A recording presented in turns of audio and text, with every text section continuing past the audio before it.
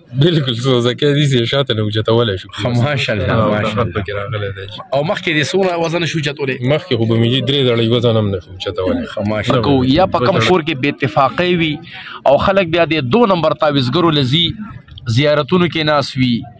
د نفس زیارت مونږ علماء دیوبند خلاف نه دي، خو هغلته کې زیارتونو کې اکثر ناسي کاڼي ماڼي په ځان مګي او شرکیات او رسومات کې نه کېږي، بدعات کې نه کېږي. مونږ چې د دیر نه راغلي یو د اوچتي او د مولوي صاحب له زه پاتې را جمعه هم راغلی وم، زما د ملا ډېر زیات غټ تکلیف وزن به هم نه شو اوچتولی چې یخه شوه، بیا به ډېر زیات تکلیف په وراته. یو ځل دم له راغلی وم ښه وم، خو اوس مې ورور سره بیا راغلی وم، دا مې ورته هسې ځان وخو نور ښه وم، تکلیف شته نه. علاجونه یې ورکړي وو؟ بلکل مې کړي وو جي، علاجونه هم کړي وو، څه مزه یې نه وه کړې. اوس د دې دم سره الحمدلله ماشاءالله ښه برابر یم. اوس وزن اوچتولی شي؟ ښه برابر. تاسو اوس یو ټکی وکړو؟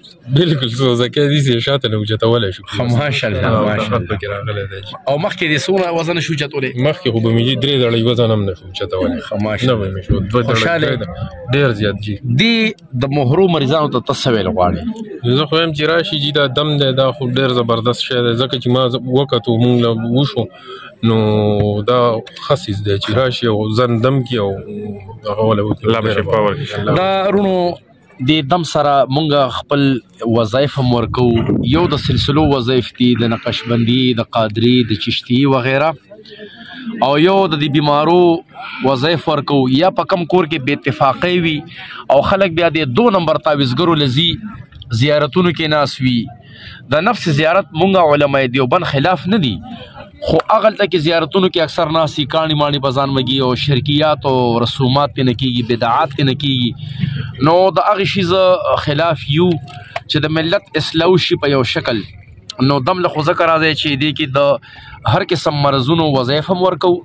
یا کور کې بې اتفاقۍ وي یا د چا کاروبار بند وي او داسې 2 نمبر تعویضګر له ورشي، زه دا 2 نمبر تعویضګر بیا خبرې کوم او دوی راپسې بیا د تعویضګر د کوډګر کم چې خلکو له دوکې ورکوي چې په تا تعویضونه دي، ستا په معده جن او پیرې ناستې دوی بیا په موران کمنټس کوي. خو زه بیا د ملت د بچو نه له خفه به دی یم چې د ملت بچي فضول کمنټس ډېر زیات کوي، خو غیرتي پکې داسې نه وي. یو نیم پکې غیرتي وي چې هغه په موږ څو غلط کمنټس وکړي او دی ولا جواب ورکړي. یو نیم پکې داسې وي چې هغه ورپورې ورلکی شي نو تر کوره پورې ځغلي اکثر، خو دا ډېر لږ وي.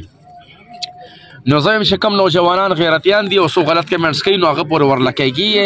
خیر دی، بد اخلاقي ورسره مه کوئ، خو کم از کم د کمنټس جواب ولا ورکوئ، خو هم ده که نه.